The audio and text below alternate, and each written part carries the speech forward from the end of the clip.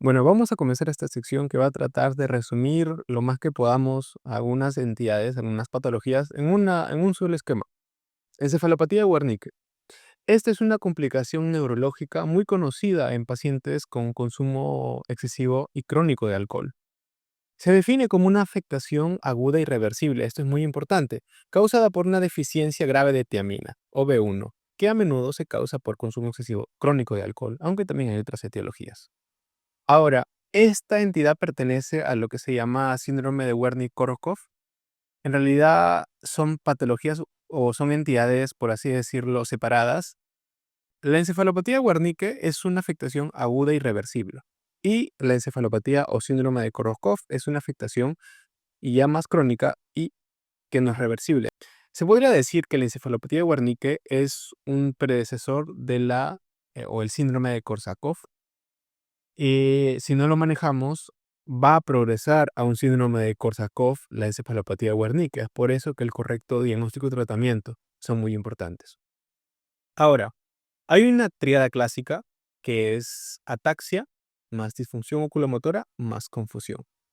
Esta es muy característica de esa enfermedad, solo que solamente un tercio de los pacientes presentan esta tríada. Y nos dice la literatura que debemos mantener un alto índice de sospecha en pacientes con consumo crónico de alcohol, con uno o más síntomas, tenga o no tenga la triada. Empezamos con la confusión o encefalopatía, que se caracteriza por desorientación, deterioro de la vigilia y déficits cognitivos. Ahora, también va a haber disfunción oculomotora, que se va a manifestar como un nistagmo horizontal o vertical, o puede ser ambos también, diplopía y parálisis de la mirada conjugada. De repente el paciente te va a decir que ve borroso, esto por el nistagmo. Además que va a haber ataxia de la marcha, es decir, el paciente va a caminar con base ancha y pasos pequeños. También puede haber otras alteraciones a nivel cerebeloso, como por ejemplo ataxia del habla, pero esto no es tan frecuente.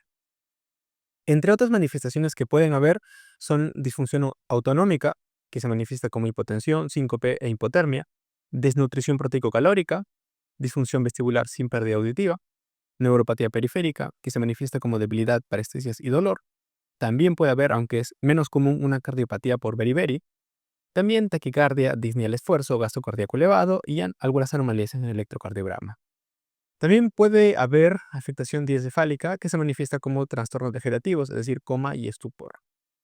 Ahora, acordémonos que el alcoholismo crónico también trae la deficiencia de otras vitaminas, como por ejemplo la B12 o la B9.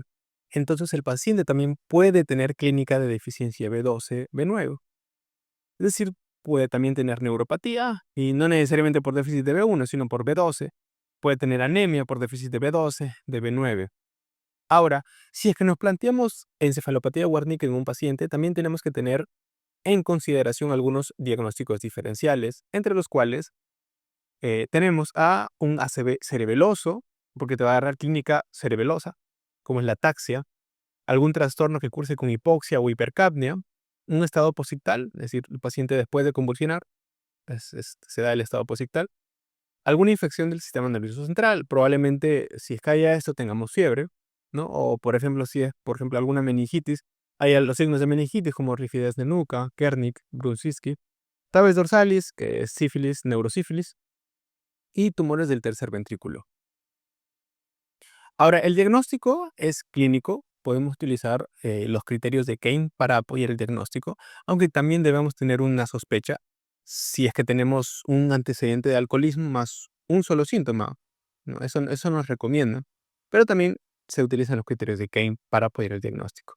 Estos son que se deben cumplir 2 de 4: deficiencia dietética, anomalías oculomotoras, difusión cerebelosa o un estado mental alterado o deterioro leve de la memoria. Entonces, ¿qué pasa? Estamos aquí, ¿no? El paciente nos viene, identificamos el cuadro clínico, identificamos los criterios de Kane y ya tenemos un diagnóstico. De frente nos pasamos al tratamiento. Esto lo vamos a sacar, las pruebas de laboratorio y las imágenes, pero no deben retrasar el manejo. Entonces, primero lo manejamos y luego lo confirmamos. ¿Cómo lo vamos a manejar? Le vamos a dar una dosis alta intravenosa de vitamina B1. Esto hasta que los síntomas desaparezcan.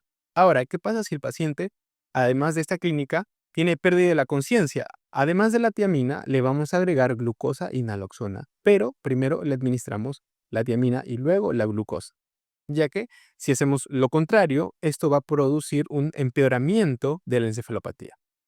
Ahora, ya le administramos, ya le estamos manejando y ahora sí podemos proceder a los exámenes confirmatorios o los exámenes, los otros exámenes. Primero, tenemos que confirmar obviamente la enfermedad con un dosaje de tiamina. La prueba preferida es esta de aquí, que es un poco larga.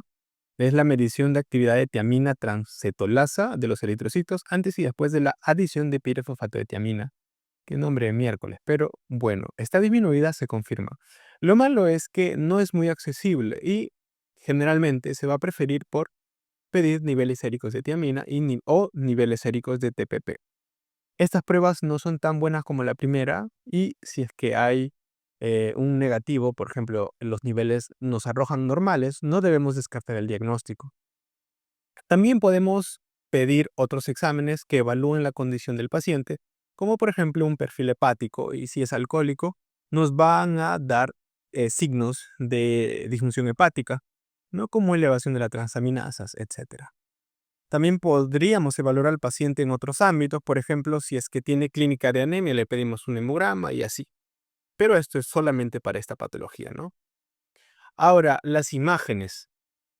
Las lesiones hiperintensas en T2 van a ser características de esta patología, ¿no? Podemos encontrar, por ejemplo, en esta resonancia tenemos lesiones hiperintensas que son bilaterales y simétricas en la región del tálamo.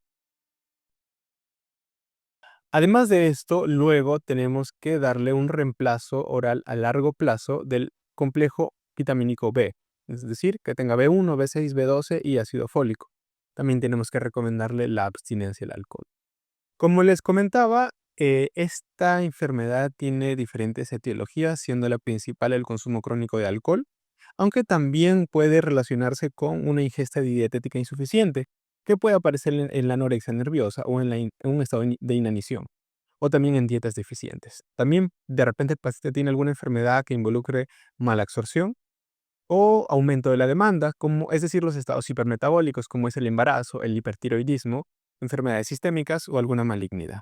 Entonces, o también puede haber aumento de pérdida, como por ejemplo el paciente tiene diarrea o está vomitando o está en diálisis.